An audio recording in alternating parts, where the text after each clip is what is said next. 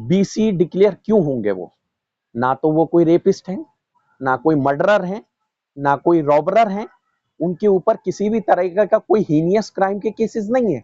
उनके ऊपर 353A सरकारी अफसर को रोकना, उसके काम में बाधा डालने का, क्योंकि आप लोगों को पता है गवर्नमेंट एजेंसीज कभी-कभी उस तरीके से काम नहीं कर पाती या उस तरीके से एक्शन नहीं ले पाती जिस तरीके से आम पब्लिक चाहती है। वो उसी चीज को उनको रियलाइज कराना चाहते हैं और ठीक और उनके बीसी बनाने का कोई ऐसा सवाल नहीं है।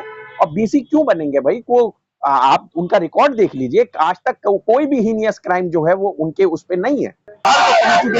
देखिए रात के लगभग 12 बजने वाले हैं और इस समय कार्यकर्ता में देखिए कितना जोश और खुलूस के साथ उनका स्वागत कर रहे हैं। देखिए ऐसा है कि इस बार जो केस रजिस्टर्ड हुआ था तो वो FIR नंबर 09/2023 था, जो कि केस जो था अंडर सेक्शन 186, 353, 341, 153A IPC में रजिस्टर्ड हुआ था।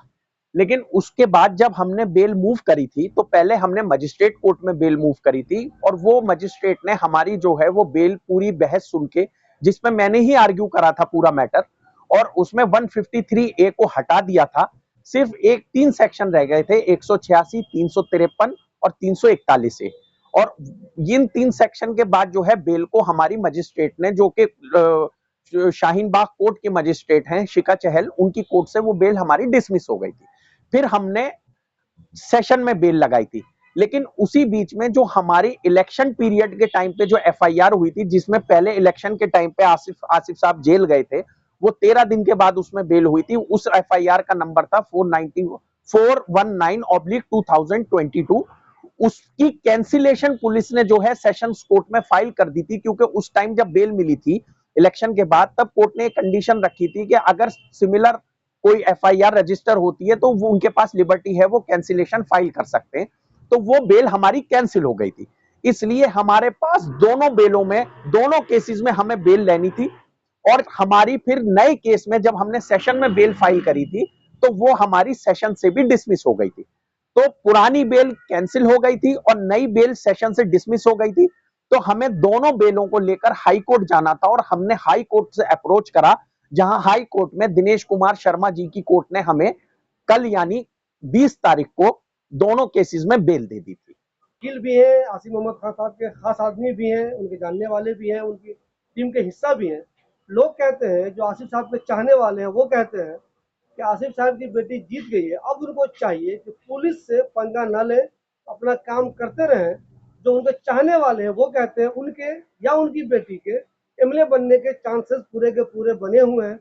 ऐसे में उनको चाहिए कि पुलिस से पंगा न ले और पूरा का पूरा काम करने पर सिर्फ और सिर्फ ध्यान दें। इस बारे में क्या कहेंगे आप? मुझे थोड़ा सा आपके सवाल पे हंसी आ रही है, क्योंकि ये बताइए कि आसिफ साहब ने पुलिस से पंगा कब लिया? पुलिस से कौन पंगा ले सकता है भाई? पुलिस तो बहुत पावरफुल है, सेंटर की पुलिस है, पुलिस से कौन पंगा ले सकता है? लेकिन हाँ, पुलिस की कभी कभी जो वर्किंग होती है, उसका जो रवैया होता है, उससे हो सकता है कि हर आदमी खुश नहीं हो।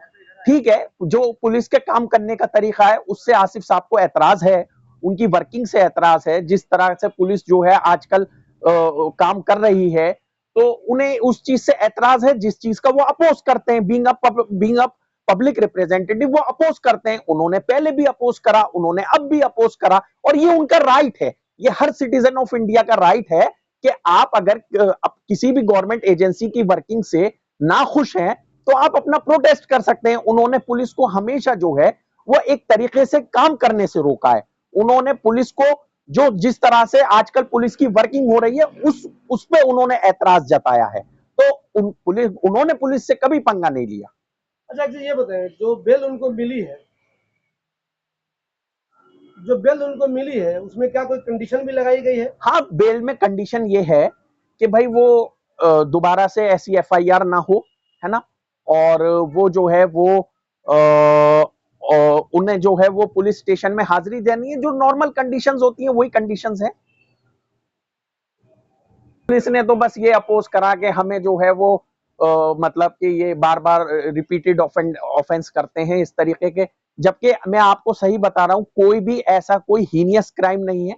353 जो के असॉल्ट और obstruction in the working of public servant जो सेक्शन है आईपीसी का, उसी के तहत उन पे एफआईआर हुई है। तो पुलिस ने जो है वो बस यही कहा कि ये हमें काम करना, मतलब हमें जो है ऑब्स्ट्रक्ट करते हैं हमारी ड्यूटी डिस्चार्ज करने में, और एज सच उस कोई ऐसा हीनियस क्राइम नहीं था, क्योंकि 353 आईपीसी जो है वो अपने आप में जो है वो 3 इयर्स की उसमें इम्प्रिजनमेंट है, माइनर ऑफेंसेस में है और मजिस्ट्रेट ट्रायल है ना। जज ने देखिए 2 केसेस में हमें बेल लेनी थी, एक पुराना केस था, नया केस था, दोनों में 353 थी। तो जज ने इस बात को कहा कि भाई अब 2 महीने की कस्टडी हो चुकी है, चार्जशीट फाइल हो चुकी है, कस्टोडियल इंटेरोगेशन की अब कोई रिक्वायरमेंट नहीं है, तो लिहाजा आप किसी को कब तक जेल में रखेंगे भाई।